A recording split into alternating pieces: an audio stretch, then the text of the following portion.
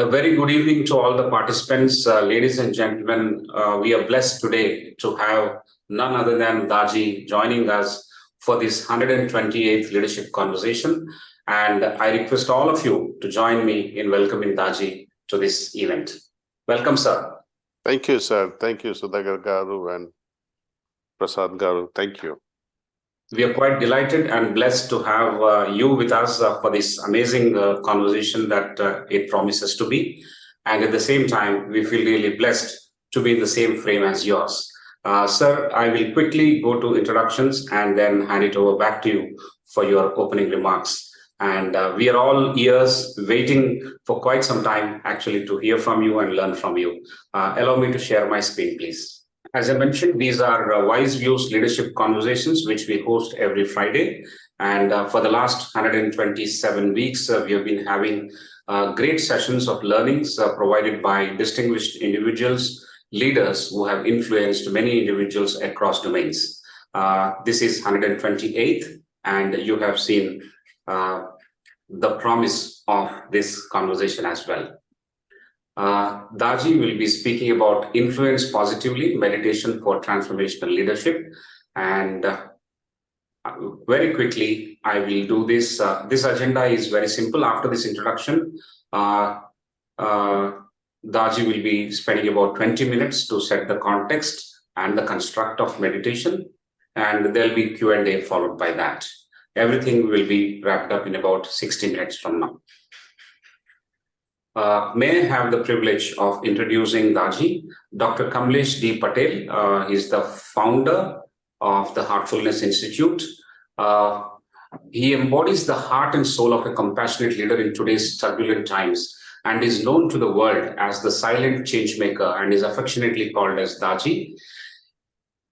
With his quiet, self-effacing demeanor, has fostered a noble mission of guiding humanity through the challenges it faces.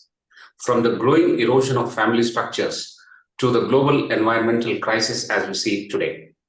With an unwavering vision, he works tirelessly to reintegrate every heart and by extension, the entire world towards a collective state of joy, contentment, and inner peace that eventually brings us all together. Daaji was born in Gujarat in 1956. He displayed an early interest in meditation and spirituality. He started Heartfulness meditation at the age of 19 while studying to be a pharmacist. After graduating with honors from LM College of Pharmacy in Ahmedabad, Daaji married and moved to New York City.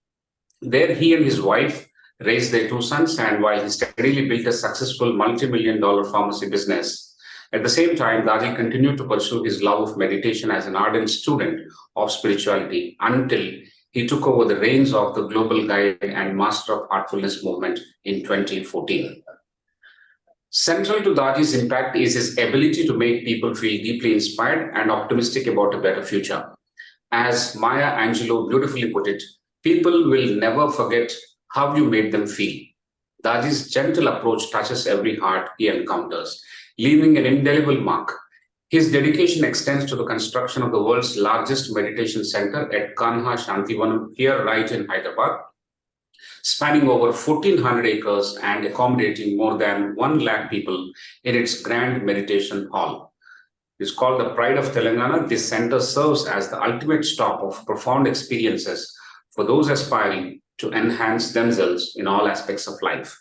There are several achievements. Notable few are like this. Daaji's vision extends beyond the individual heart as he endeavors to make spirituality a constant presence in our collective consciousness. Under his leadership, Heartfulness has introduced the Heartfulness app, allowing anyone with a phone to experience yogic transmission through meditation anytime and anywhere, all for free. With a dedicated team of over 15,000 meditation trainers, Daaji's efforts have already touched the lives of over 4 million individuals worldwide.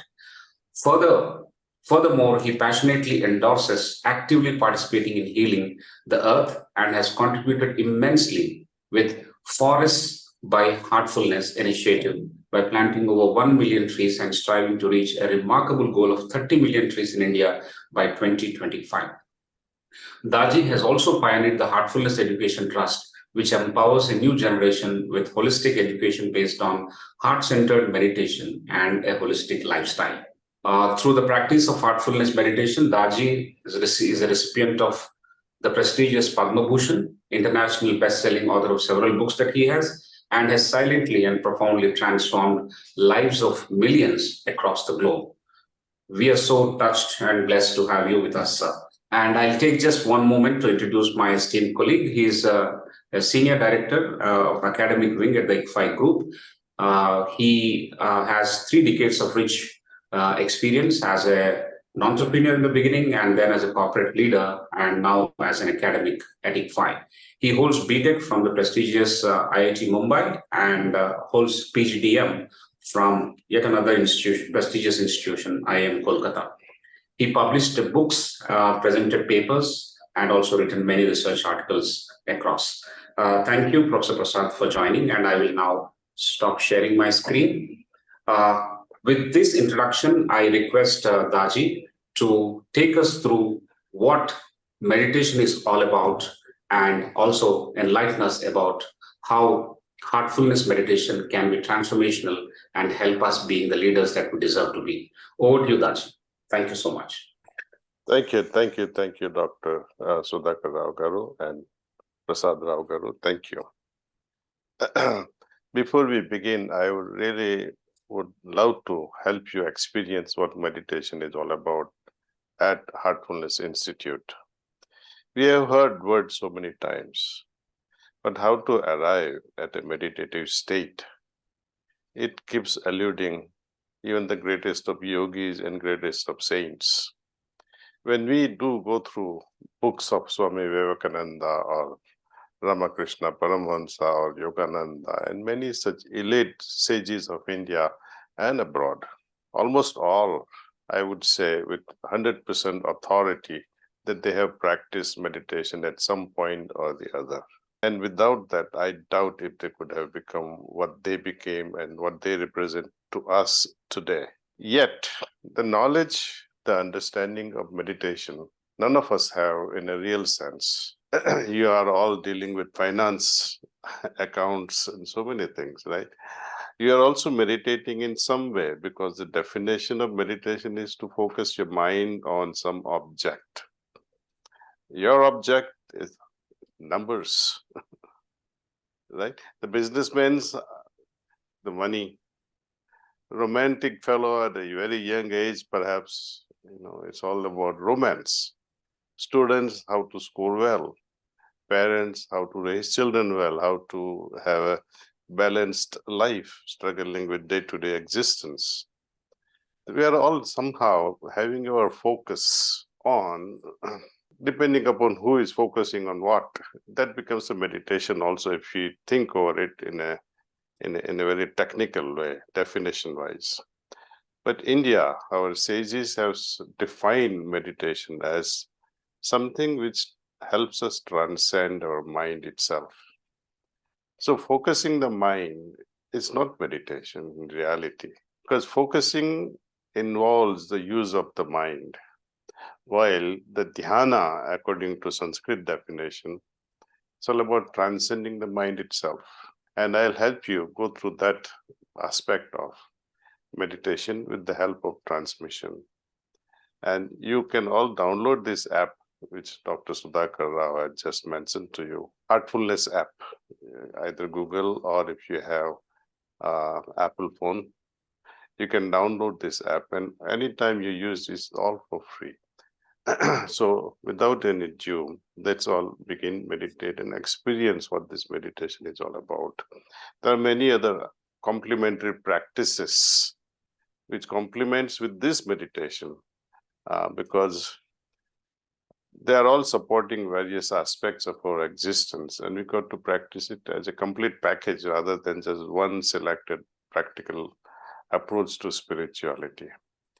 So let's all gently close our eyes for a few minutes and kindly follow the steps. I'll walk you through this meditation. Gently, having closed the eyes, focus your attention towards the feet and imagine that the healing energy from Mother Earth is entering your system through feet and helping you relax. Permit this healing energy from Mother Earth to rise above to your ankles, lower legs, the calf muscles, and knees. Permit this healing energy to move up to your thigh area, the hip area, and the lower back. Permit this energy to rise above your upper back and help it relax. Now, please permit this energy to move in the front, your abdominal area, help it relax. Now, your chest area. Allow this energy from Mother Earth to enter your shoulders, feel them becoming lighter and almost melting away. Allow this healing energy from Mother Earth to descend in your arms, your biceps, your elbow, your lower arms, hands, now your neck muscles. Let it produce relaxing effect in your lower jaws, your lips, your entire face, including your nose, your eyelids and eyebrows, your forehead, your earlobes. Now top of your head. Please scan your system from top to toe. If any part of your body is sick or stressed, you can revisit and touch it with your right hand or left hand and help it heal. You can use the same method in its reverse order if you want to sleep very fast and want to go deeper in your sleep. This is for when you are not able to sleep. Now we'll start with meditation. Please pay attention towards your heart and make a suggestion that there is presence of the source of divine light in my heart.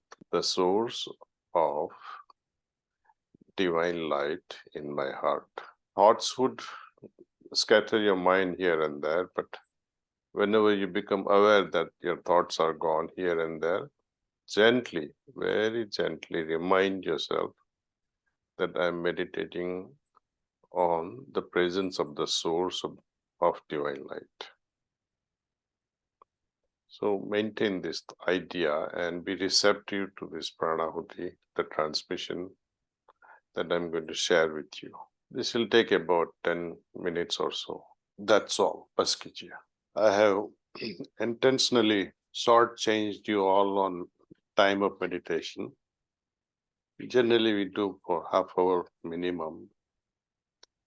So for those who like to go deeper with this meditation, can download the app, Heartfulness app, and meditate. Just follow the steps mentioned on the app. Someone will work with you in real time. If you are meditating, let's see, at night you cannot sleep and suddenly you realize at 2 o'clock in the morning, I need to sleep and I need to meditate. Make meditation a recharging or rejuvenating kind of a phenomena. Then what you do, you just use this app. Somebody somewhere in other foreign countries would be awake. Europe will be evening. In United States, it will be, late afternoon and things like that. Someone there who is a trainer will connect with you and help you go through this meditation and help you also rest and find peace within yourself. Your programs are Wise Leadership Program, right? WiseViews webinars. And the topic is generally on making leaders out of you all. What strikes me the most are these words. How does one become wiser? Or when does the wisdom dawn on us? It is not an overnight process. It's a journey of continuous improvement. Let me explain.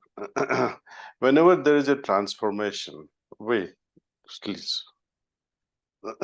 there is a transformation from your old state of mind to the new state of mind, you want to improve yourself. That means you have to let go of your old state of habits. And the problem starts there.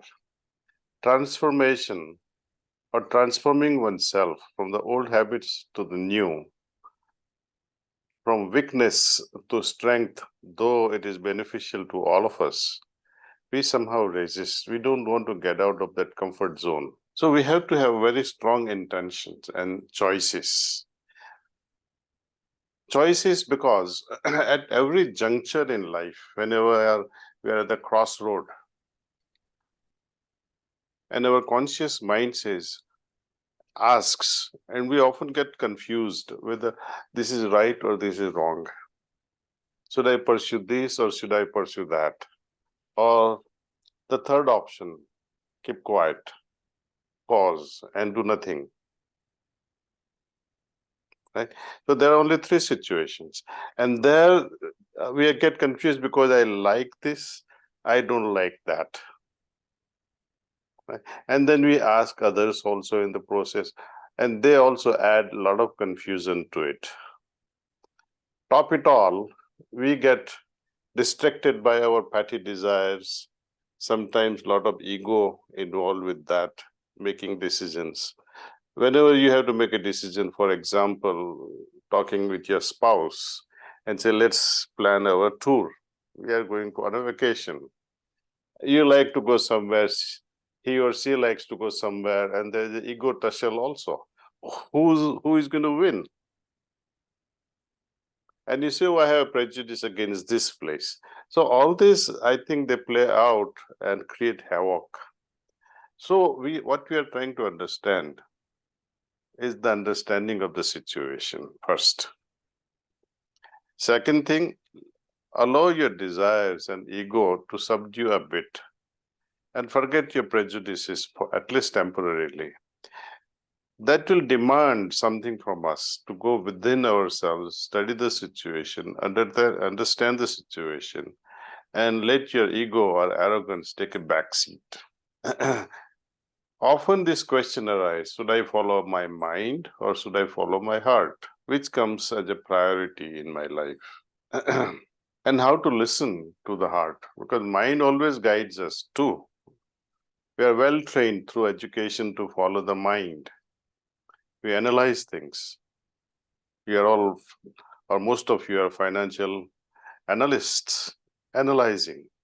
So life situations also can be analyzed, and then see how one can make a right decision.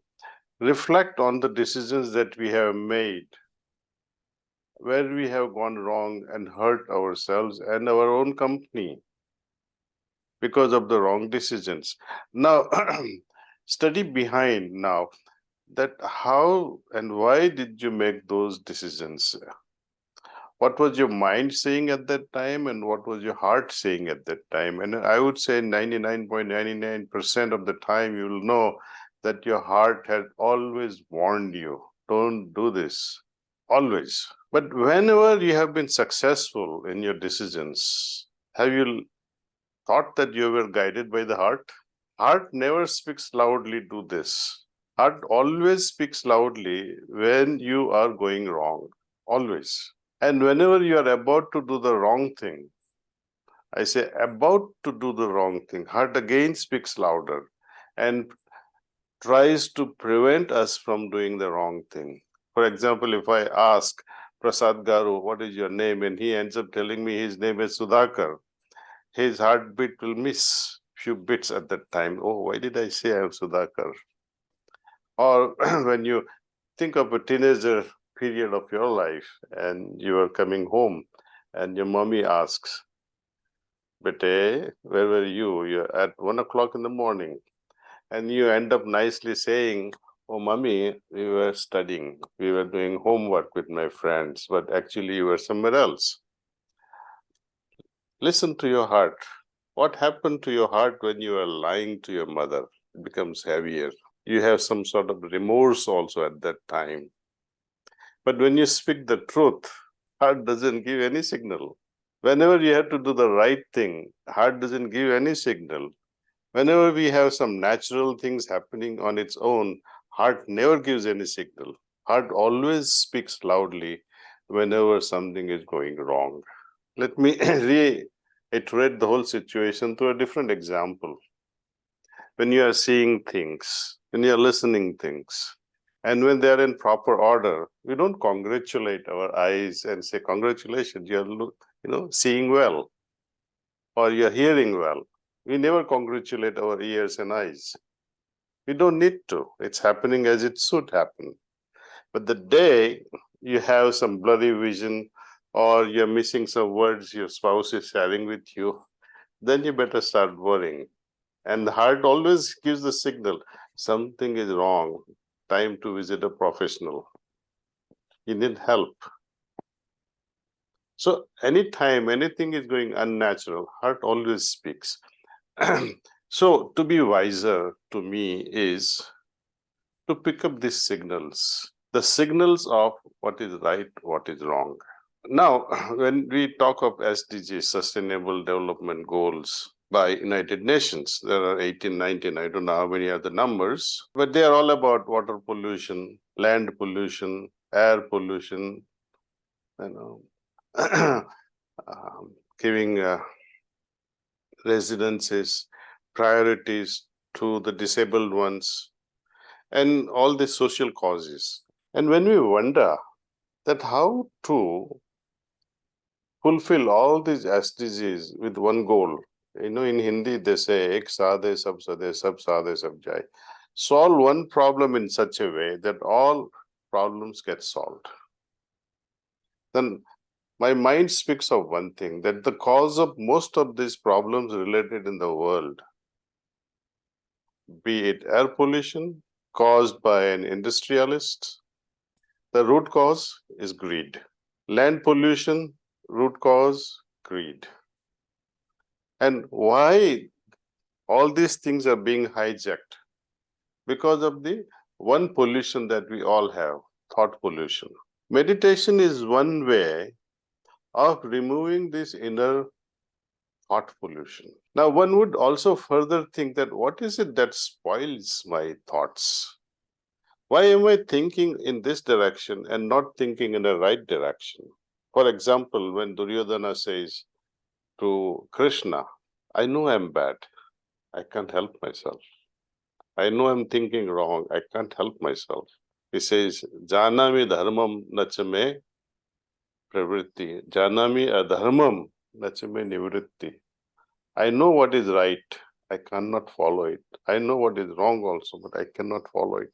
Most of us are also fully cognizant of this fact of right and wrong. But how to take a next step of following what is right and abandoning what is wrong? Clarity and thorough understanding of the situation. And one should study, what price will I pay if I do this wrong? One has to understand the consequences ahead of time. My father used to say, there are various kinds of people.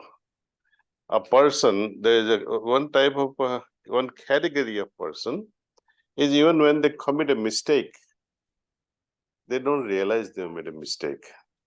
And if they do realize also, they will not accept that it was a mistake. There's a second category of individuals who, while making mistake, they become aware. And either they correct the situation or continue on that trajectory, unfortunately. The third category of people, and he said, my son, I would like you to be of that category, that before you do anything, chart out your trajectory. See in which direction you're going. Is it right or wrong? Beforehand, you should know the consequences of your actions.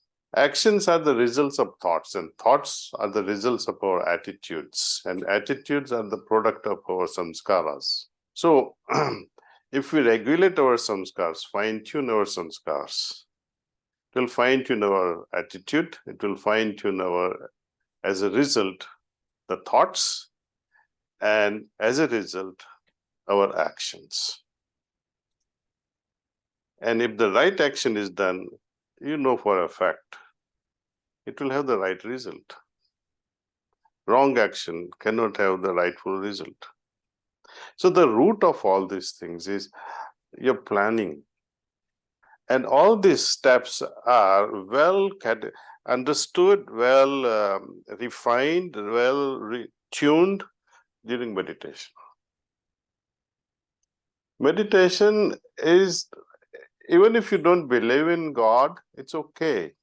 Just taking a backseat, pause, and reflect. That itself will reduce so much of trouble. And when we adopt this heartfulness way of meditation, just few minutes in the morning, and there's a different practice we also recommend that is all about rejuvenating yourself at the end of the day when you come back home. Because you don't want to interact with your family members with the polluted manas, polluted vibrations that you carry from your office. It's like, when you go to a gym and you return home stinking, smelling with a lot of sweat. You try to hug your spouse or your mom, their mother will tell you, please go take a bath first and then come near me. Because you will be like a walking sewage tank at that time. Though when we come back home with certain level of vibrations after attending the office, we remain unconscious of the baggage we carry. We all have experienced this thing. When we use some perfume, after shower, you use perfume or after shave or whatever. After about 30-40 minutes, you don't even know which perfume you have. Only the other person will tell you who has come in touch with you for a short while. By the evening, you will not know it, though there is some fragrance left because you get used to it.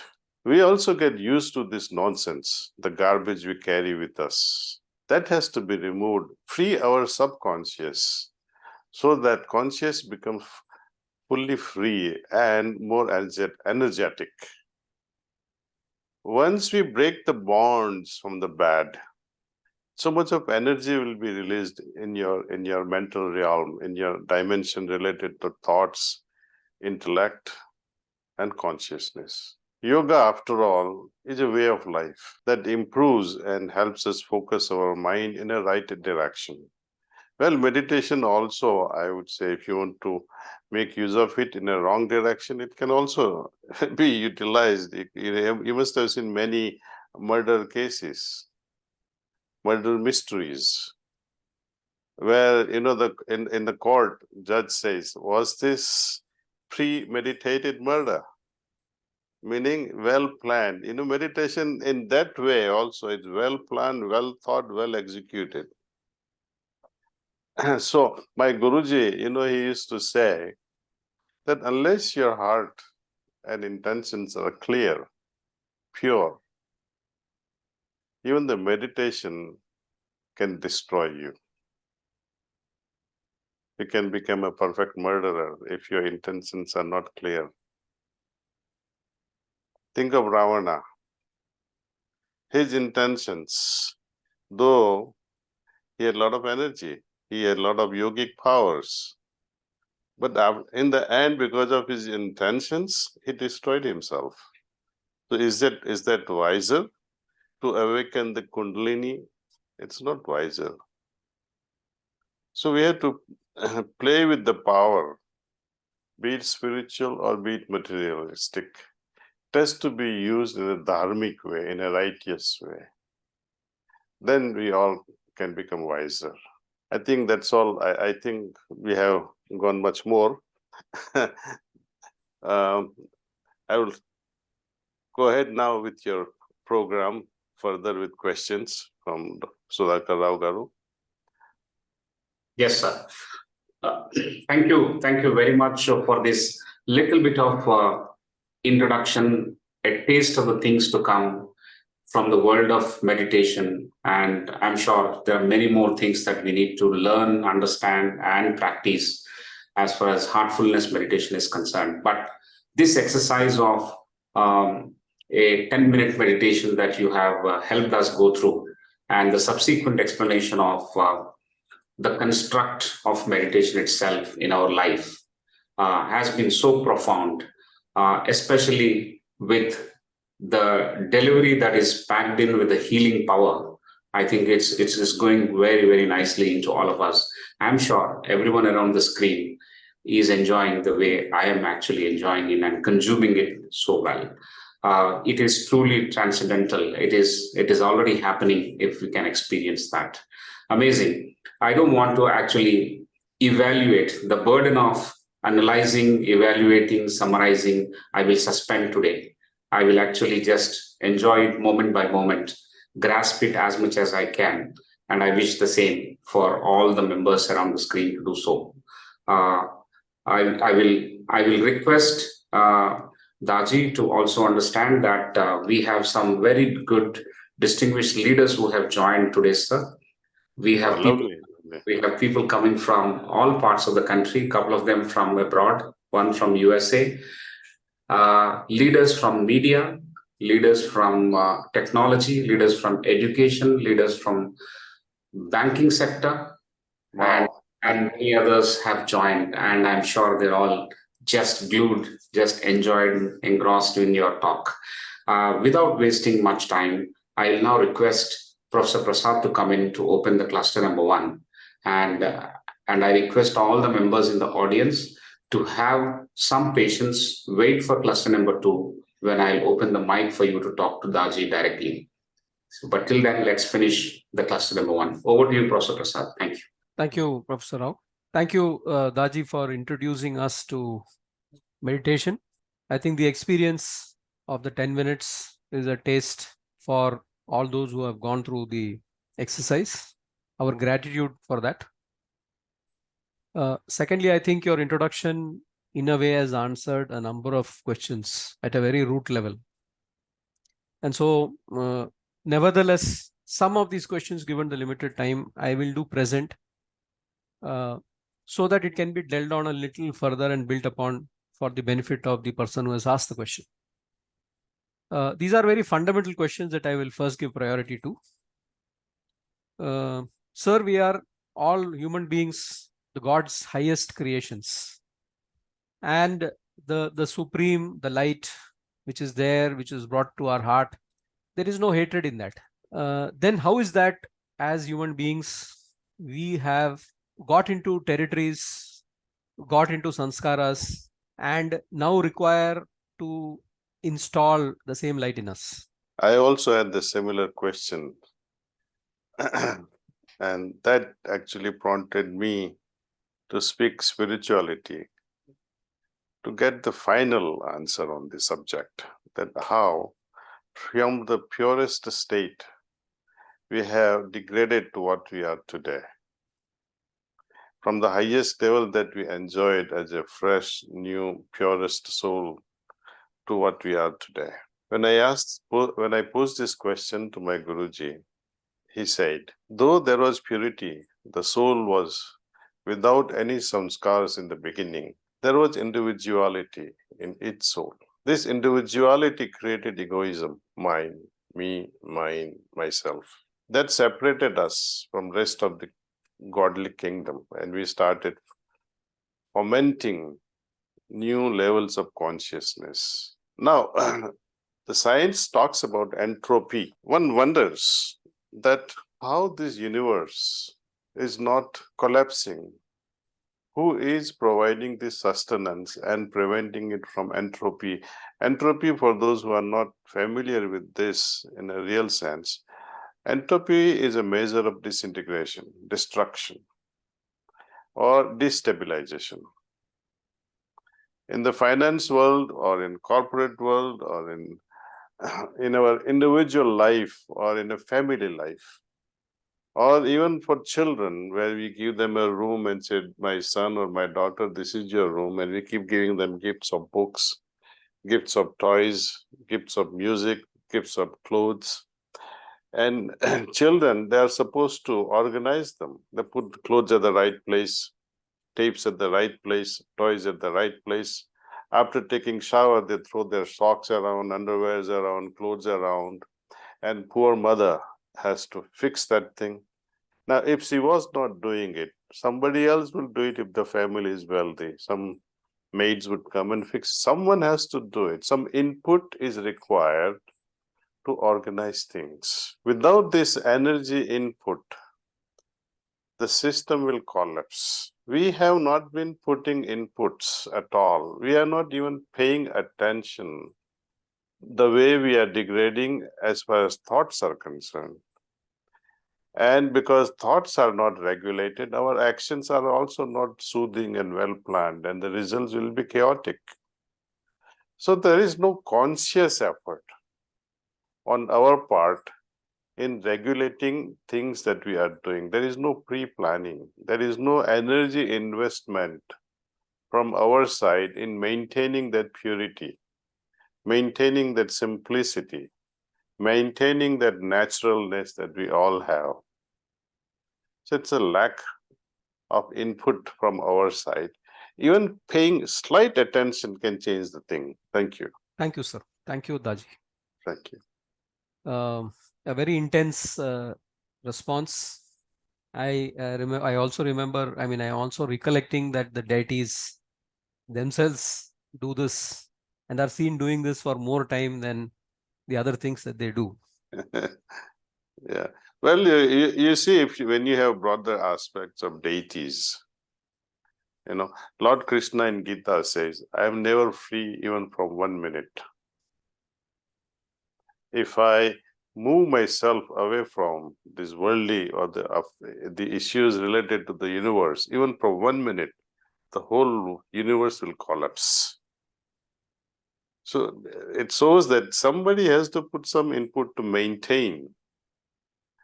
And now when you talk of Lord Shiva, we Hindus are very fond of Lord Shiva and Vishnu.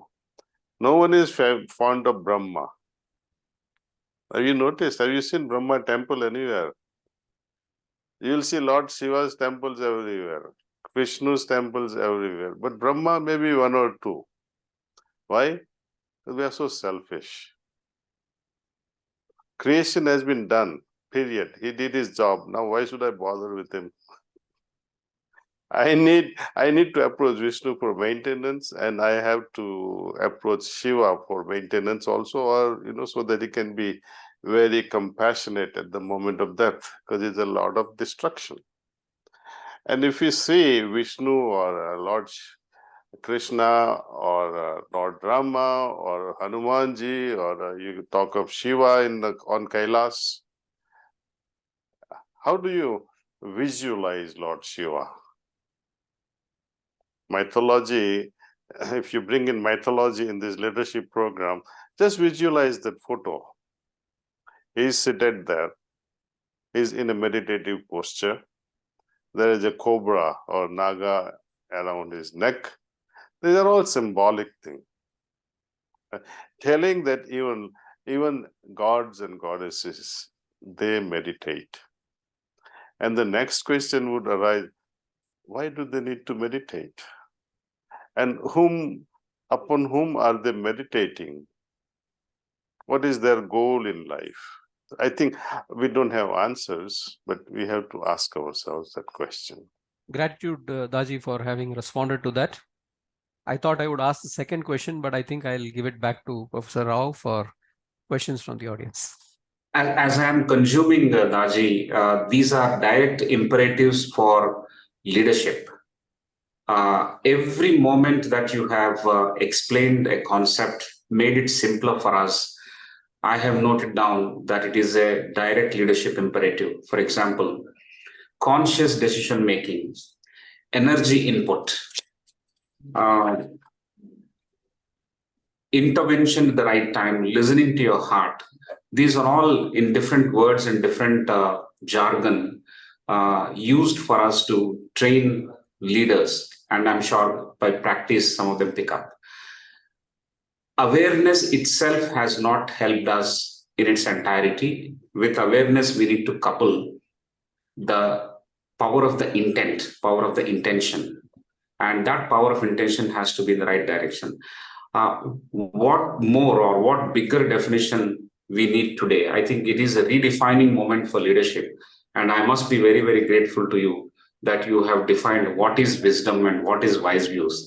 I think after 128 sessions, we have brought someone like you who can define for us what is wisdom is. So it is so direct and so relevant for all of us.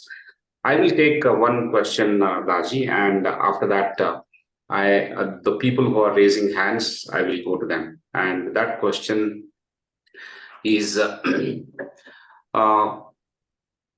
What are the steps to develop openness in the heart?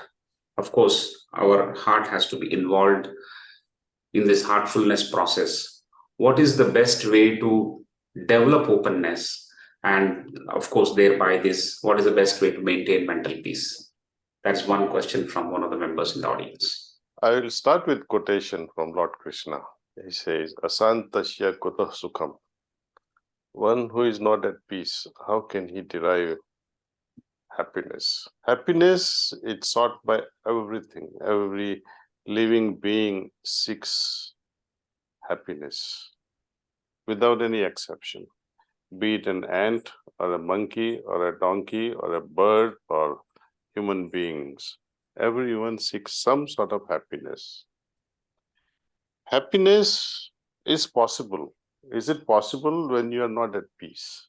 And is peace possible in the lack of harmony? Is harmony possible without contemplative, focused mind? Is focused mind possible without meditation? So meditation is one way of arriving through all these steps: focused mind, contemplative mind, creating harmony, creating peace, arriving at happiness. Now, when you ask a question on openness, opening of the heart is always a must. Without it, there is no go. Opening of the heart means listening the others, perceiving the others without any prejudice. Moment you bring in prejudice, suppose I'm listening to you, at the same time I'm processing in my mind how to answer you back and hit you hard, then I'm not listening to you. I would say it is heartful listening. Listen very heartfully, with joy, with patience, with poise. And poise is the product of meditation. Often we don't listen. Though we say, I'm hearing you, but we don't listen. Number one problem. Number two is already this listening is tainted with a prejudice. And number three is the ego. Though you like the statement, suggestion made by others, and this happens between the bosses, especially bosses who are appointed by the chairman. And these bosses, when some subordinate comes up and says, sir, let's do this way. And the boss gets angry, even though the subordinate is right. And that creates a lot of problems. So lack of openness, acceptance. So openness and acceptance are also the elements that go together. Okay. And this all, I would say, you see, I give you my own example from my business days, business times. Even simple things like what to manufacture. Will this product fly? What is the consequence? What are the legal ramifications? What are the financial ramifications? What are the professional, technological aspect of it? You'll have multiple choices in all these arenas, right? And for that, you have to have a meeting with so many people, but you are the best person to decide on that. Just close your eyes and dissect everything in your head. You'll come to a right conclusion. What to order, what not to order, whom to associate with, whom not to associate with. And the simplest thing is, when you have 10 people meeting you or 10 projects, and when you are meditating and you saw your notes that I have to meet these 10 individuals and 10 things are pending for me. In meditation, you'll be able to filter it. Not this, not this, not this, and you'll come to only what is most important and vital. So you end up selecting what is right, where I should be effectively spending my time with, and where I should, or individuals I should be avoiding. So it filters out. So I would say the solution to many problems is meditation. And Lord Krishna himself says that meditative mind, which is a product of meditation, is in a state of yoga, right? And when you are in a state of yoga, he said, yoga karmashu kausalam. Through such a state of mind, every activity attains perfection. So I highly recommend this yogic approach, spiritual approach to life. Without spiritual approach to material life, bhautik jivan, our day-to-day affairs in the business world, life will go unsatisfied. You can become very successful in whatsoever you are doing, but if there is no touch of spirituality, there is no fragrance, there is no juice in it, there is no life in it. Once you bring spirituality into equation, for example, in relationship, spirituality means love, right? Whenever you say in my family there is love, with my children there is love, in my work there is love. When you do the work with love, it doesn't trouble you at all. You don't get tired when you love your work. When you don't love your work, it tires you very fast. Your attitude towards the work has to change. Do you love your work? Then something will happen. Something can happen. I give you an example. My Guruji used to say, look at the laborer in the farm. He's cursing his boss and working. When am I going to go home? I don't even get enough money. Why should I be doing this? And they shortcut everything. Look at his body. He's not developing muscles, though he gets enough food from his boss. And look at your son or daughter going to gym with an attitude that I'm going to gym, I'm building my body, I'm becoming fit. If the same attitude the farmer had, that I'm becoming fit by working hard and I'm enjoying this work, then his body will also improve. That's the difference between a good employee and a bad employee, attitude. More than your professional, I would say, knowledge, professional expertise, I prefer that people develop attitude first. And then professionalism can add to it. Then you become better in your acts. Even sleep, I would say, when you go to sleep because you are tired, versus when you are going to sleep with a restive, peaceful mind, where you have made peace with everything that you have done during the day. You settle the score and go to sleep. That sleep changes its nature, and you'll be so fresh when you awaken in the morning. And as soon as you're up, meditate. Carry the meditative mind to your office. Come back home. Iron out all the mental creases or feelings that you have created during the day and interact with the family. So the whole cycle is fascinating, actually. And the atmosphere of the home will change. When you spouse and yourself are meditating together, imagine the energy field it creates, and the children, when they see you two meditate together, they'll also, the energy vibrations will also rub off on them, see? Amazing, Daaji. I think I started with how to be open and openness and acceptance to be built by leaders and everyone in their life. The mantras that you have provided is very, very simple, easy to actually practice and work upon, like being open to listening, then suspending our prejudice, suspending our ego, and then work on these things. Very, very practical suggestions. I'll quickly also come in with the fact that you mentioned sometime back in your opening remarks. Our attitude is something which builds our thoughts, and our thoughts will shape our actions. The example of the laborer in the farm is an example which is applicable to me and everyone else. And if we shape our attitude accordingly with those rich thoughts and therefore rich actions, I'm sure our productivity and the love that we bring in for the work, I think that itself has the potential to change the way we look at the work and therefore affect the output. And we continue to enjoy with our colleagues, and in a context of our home, we enjoy with our family members as well. So profound, Daaji. I'll quickly request Dr. Anurag Batra to raise his question. Thank you, Daaji. It's my honor and privilege to meet you. And today in Mumbai, we had a festival of spirituality. I did not go for it, but I benefited from being here for most part. I can say I've been, and just before I was getting into it, I do yoga these days. I'm calmer than I used to be. I'm first generation entrepreneur, so I have to work very hard, and I I love what I do, but sometimes I get irritated with my colleagues.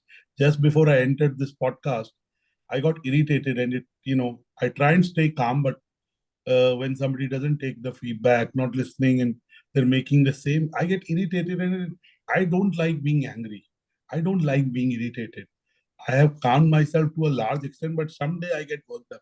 Today I got worked up just before I got onto this podcast.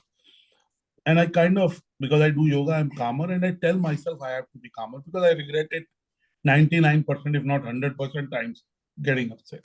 And I've come down from 10 to 1, but I still, I got irritated.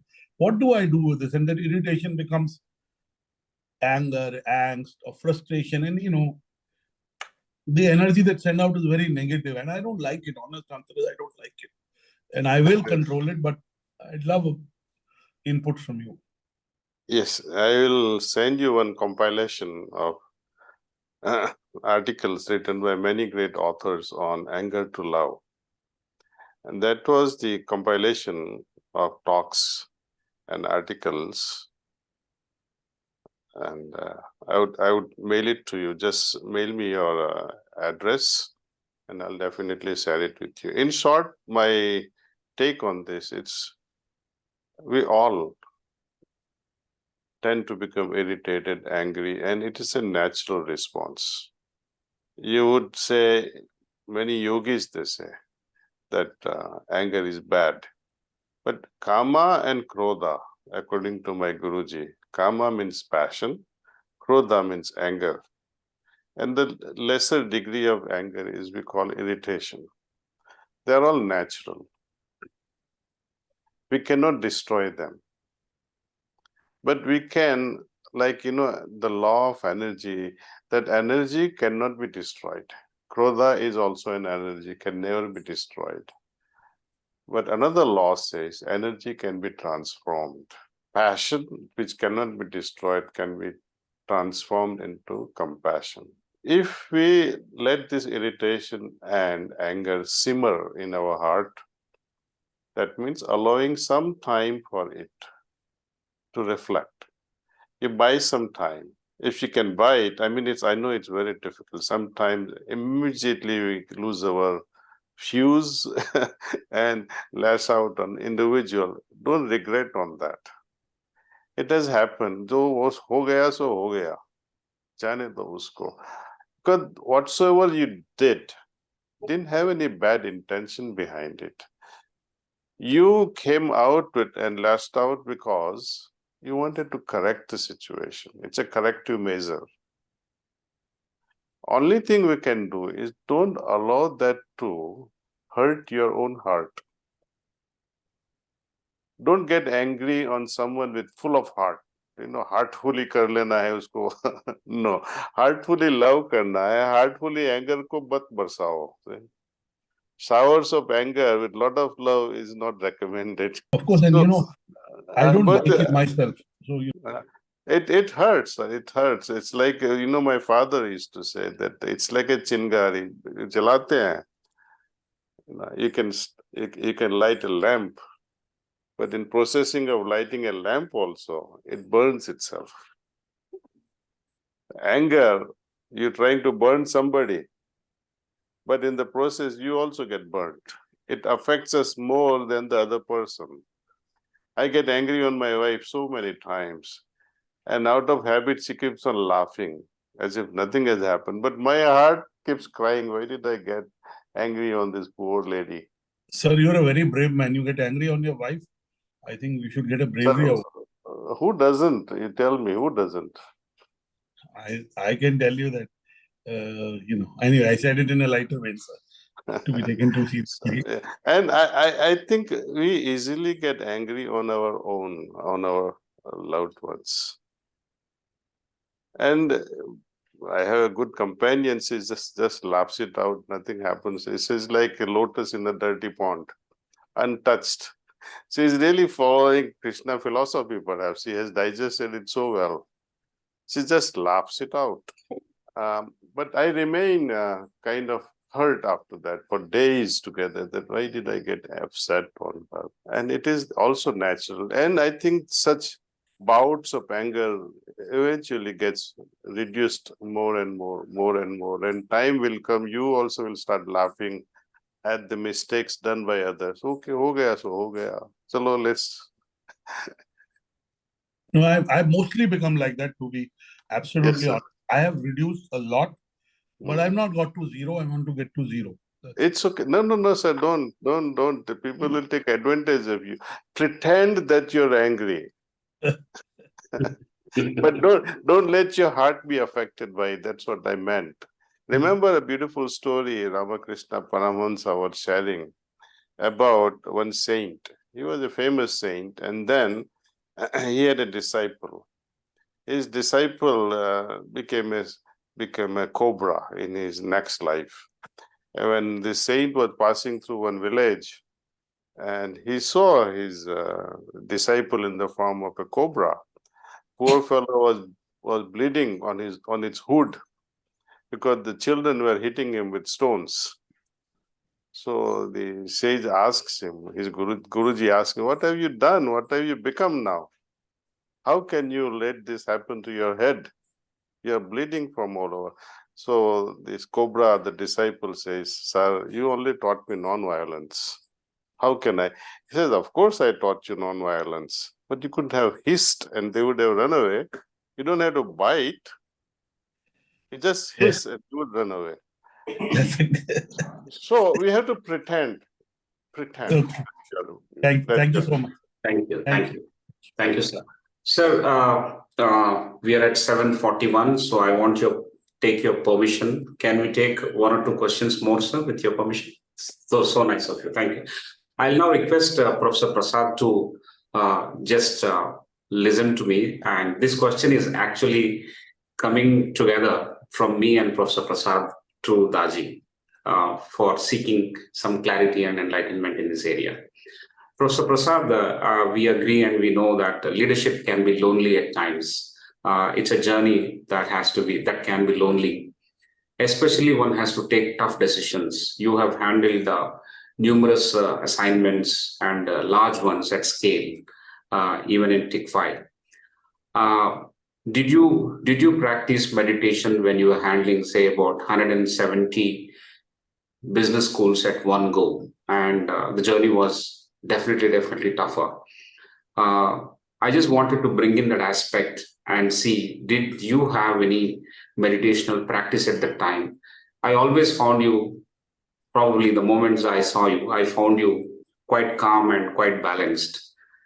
So the question that Daaji can help us is, in such situations, for all of us, for the benefit of all of us, how does meditation help walking this path, both with fairness as well as balance?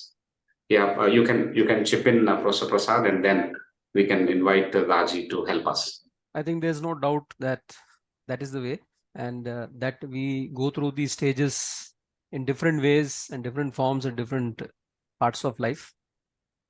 It may not be in a particular form, and some of it comes from the past, the upbringing, how we come up, and then we try to develop on it in different ways, and life throws challenges at us when we are at a particular stage, and then you again need to move. You cannot be there. I mean, I'll stop at that, sir. What can I say on that, sir? To me, all my life, I mean, you can say even before when I joined this practice, began practice in 1976, even before that, I had a spiritual bent of mind, some sort of craving, some sort of a longing. And if at all I did anything wrong also, that would hurt me so much. Even smaller mistakes would trouble me, and I would try to correct myself. So trying to do perfectly, trying to do task completely as far as possible has been my motto. Because when I reflect back, that, and this applies to everyone, that whenever we do half-hearted thing or incomplete thing, or we simply skip things, not attending to it at all, we pay a bigger price. Even simple things like I should say, Mommy, I'm sorry, I hurt you. And I somehow ignore sharing it to my mother, and she passes on. What happens to you? All your life you'll be miserable. I had time to say sorry, I could not say.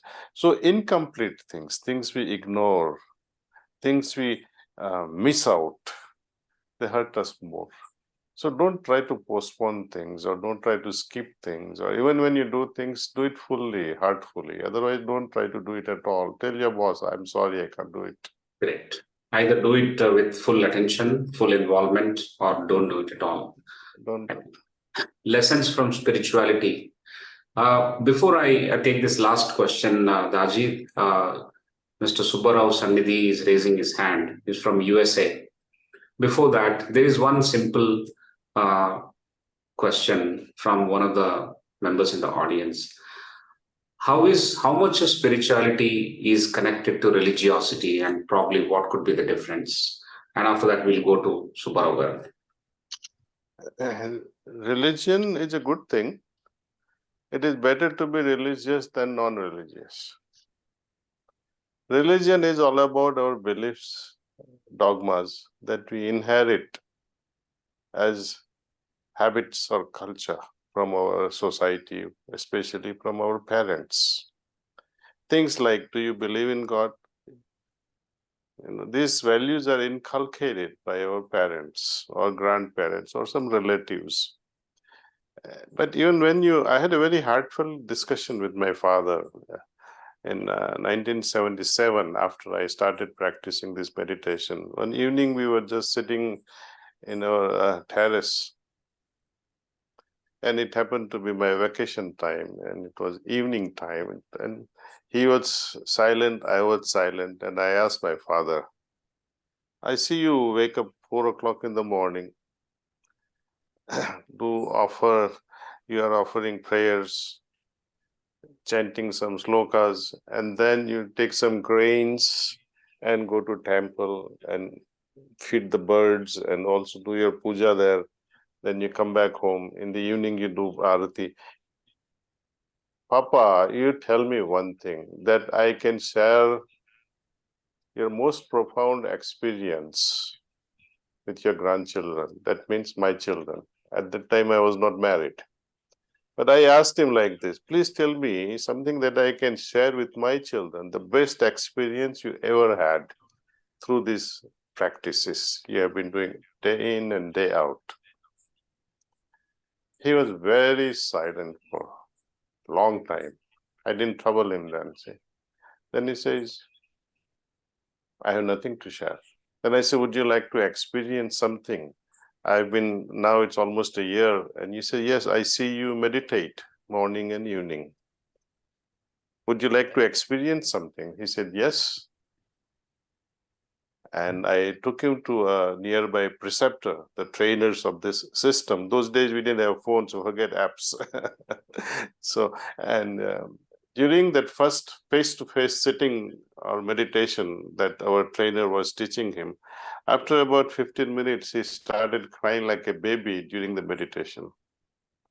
And then he stopped sobbing and then went into meditation all over again. Then afterward, I asked him, after 2 hours or so, let him be kind of. He said, this was the experience. First time in my life in last 65 years, I have experienced something which religions talk about.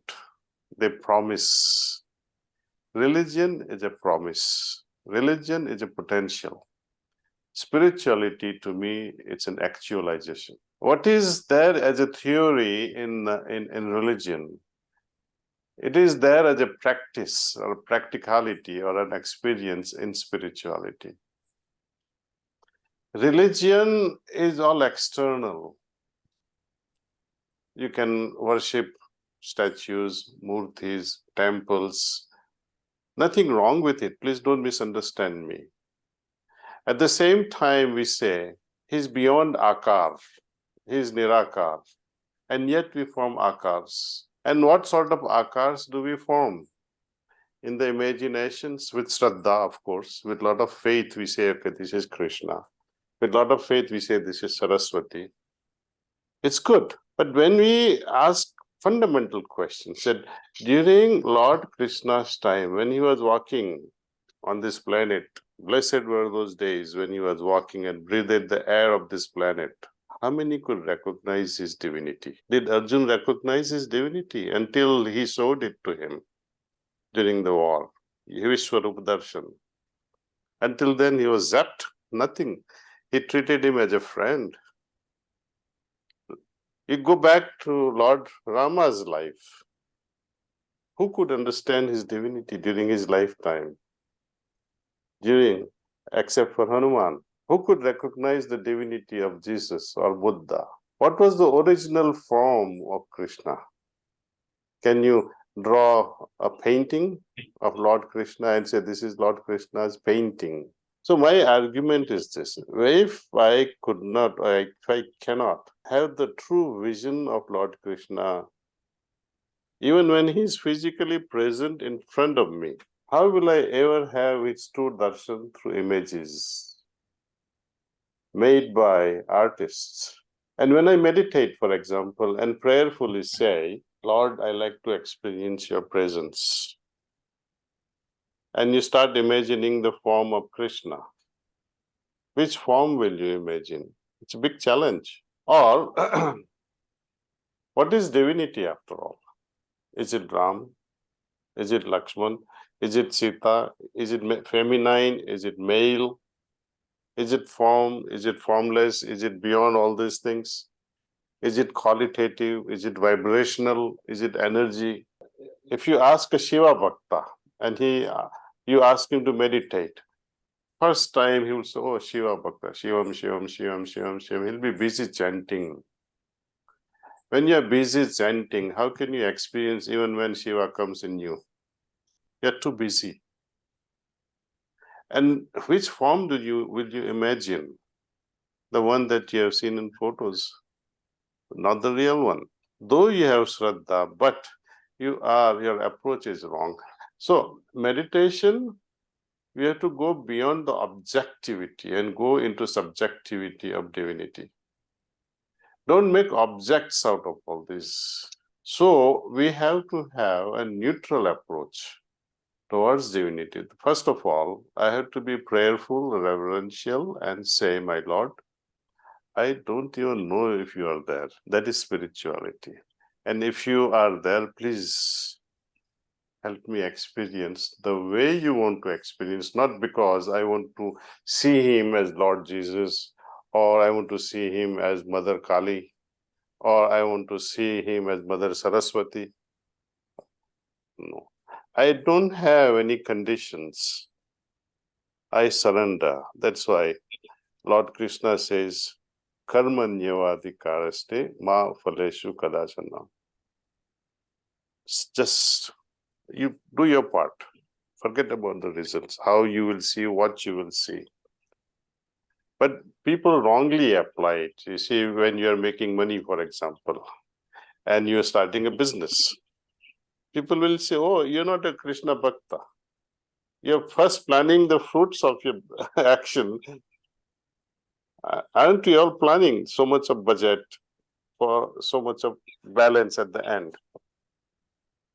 Is it not against Krishna philosophy? But that is a wrong understanding. Lord Krishna was not such a foolish person to advocate such a principle. It only means there was a different meaning to karma. Karma and shrama were two beautiful words, absolutely misunderstood. Shrama is all about work related to this world. For example, if I had to go to Bombay, Bombay is fruit of my action. I had to travel. And in order to travel, I had to earn money. So I had to first make money and then think of buying a ticket to go to Mumbai. Same thing is in the industry. I had to work according to the results that I am seeking. Those days during Lord Krishna's time, karma had a different meaning. It means anything that we do for Brahma Vidya, for the ultimate realization. was in the category of karma. Whatsoever we did for that, I cannot demand God that I have to have this, I have to have your darshan. No, he's not your slave, he is not your servant. You have to surrender. Leave that to him. When it comes to spirituality, it's all about experience. Religion is all dogmas, belief system. Knowledge is good, that there is God. But knowledge can become stronger once we have the experience. You know, when we talk of money, dollar versus rupees, currency valuations.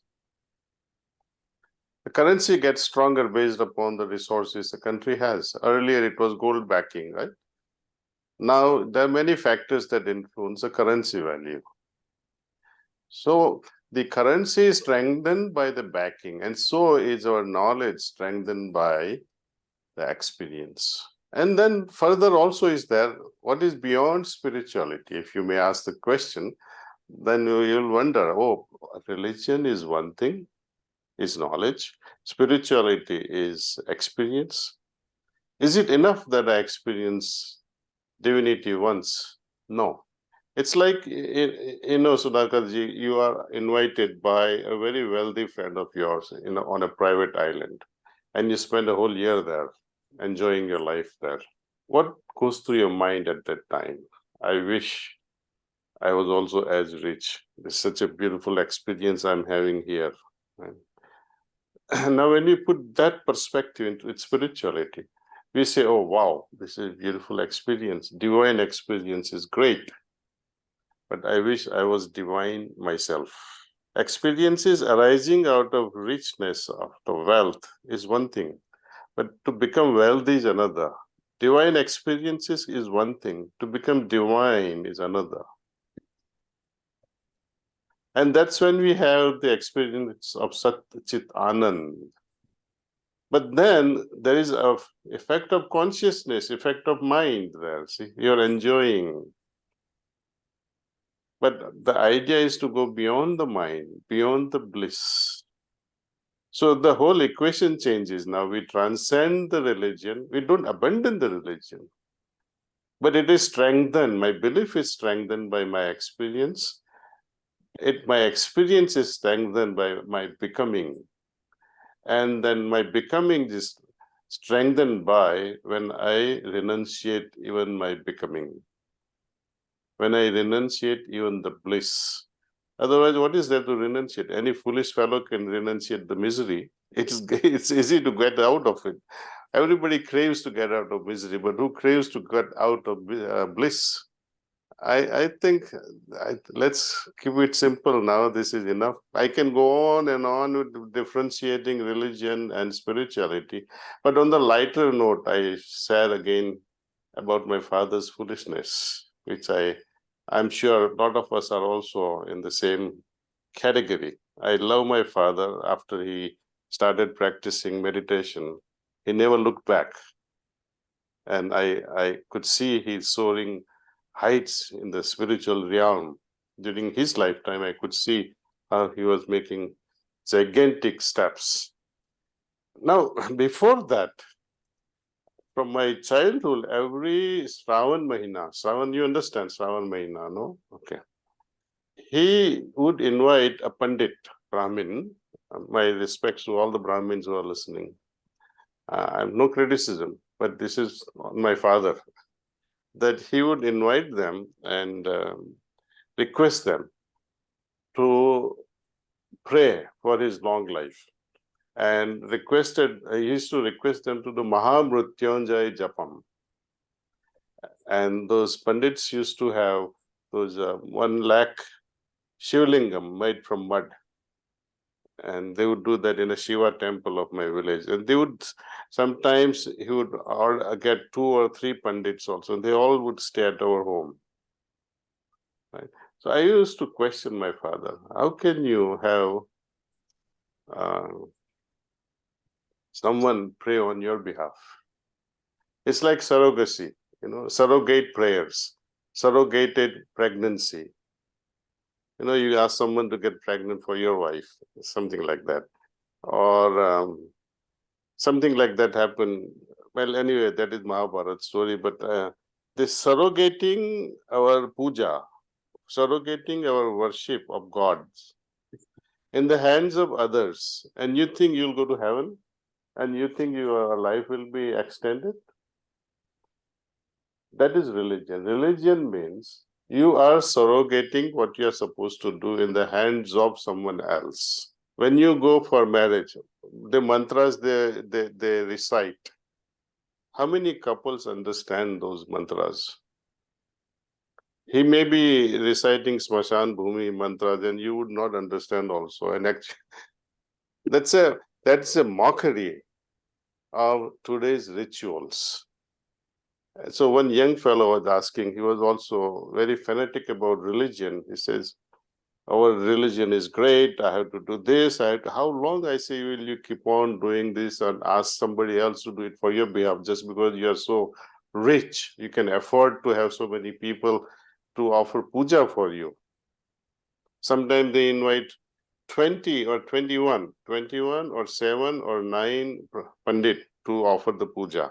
So I told him, after your marriage, my dear friend, would you send your wife with somebody else on honeymoon? Is your relation with God any lesser than your relation with wife? Then he became very quiet, and then he never came back again. And I hope all the listeners, please don't give up on me. I'm just trying to make it exaggerated argument to prove a point that our relationship with God is personal, individual, and we cannot hire anyone and say, I will benefit because somebody is doing it. That person may benefit, but not you, never. Amazing, sir. Daaji, thank you so much for elaborating it for us and making it simple. The distinctions between religion and spirituality and how it converges at neutrality over a period of time. Amazing, amazing. I would not waste even one more second.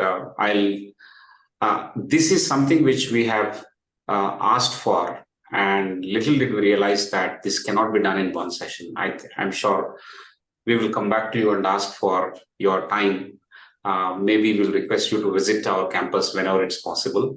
No. I wish you come here.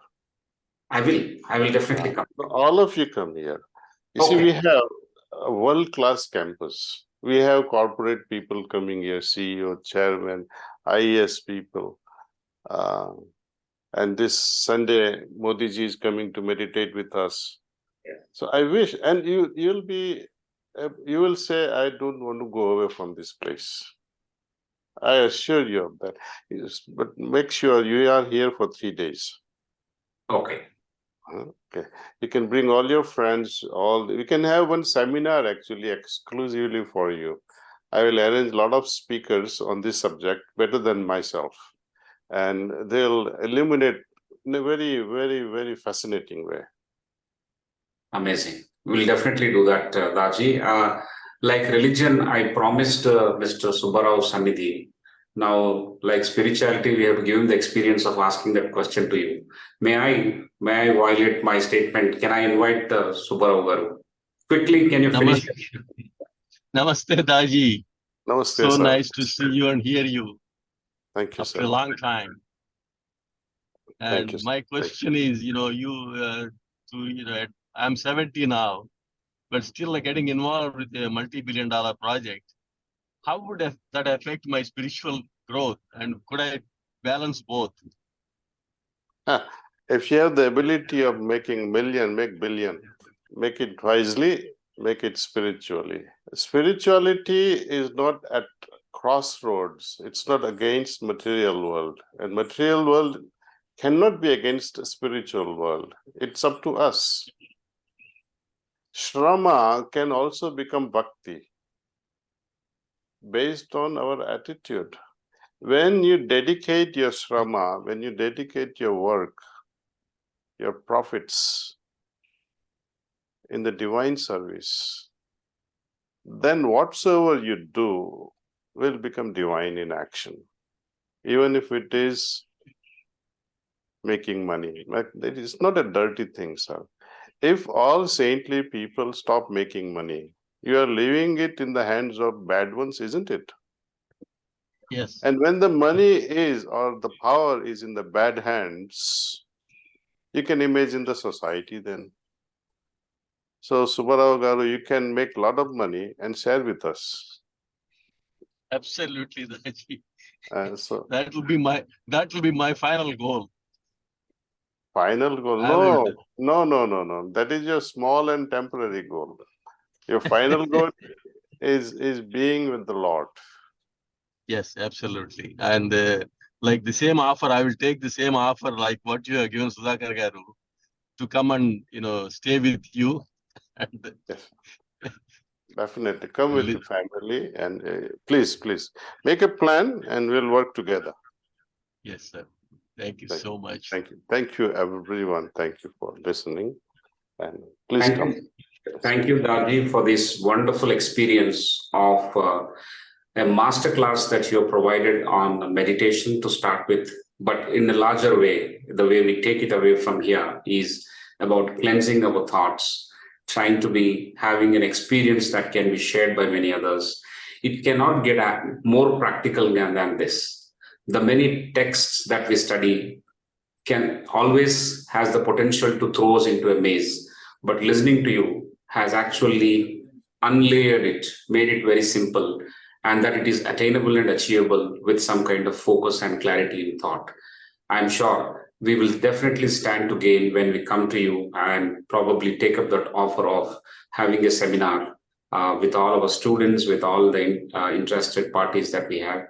We would definitely take that offer up, sir. I'm sure we will benefit. And all the other members who have joined on their behalf also, I would like to thank you from the bottom of my heart for this amazing time that you have spent with us and transported us into a different world, a world of knowing ourselves a little more, a world of understanding meditation a little more. I'm sure there's a lot more to go, but this is invitation enough for us to walk into Kanha Shantivanam and also into the world of heartfulness meditation. Thanks a lot. Pranam. Thank you, Prasad ji also, and thank you, everyone. Thank you.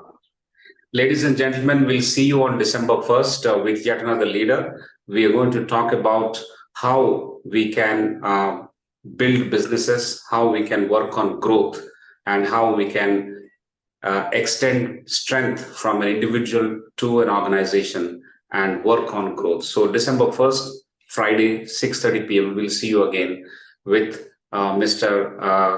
Anil, and he will be talking to you about this growth and the perspectives of growing businesses and what are the things that we need to build ourselves in terms of personal development as well as organizational development and how we need to converge that for this everlasting growth.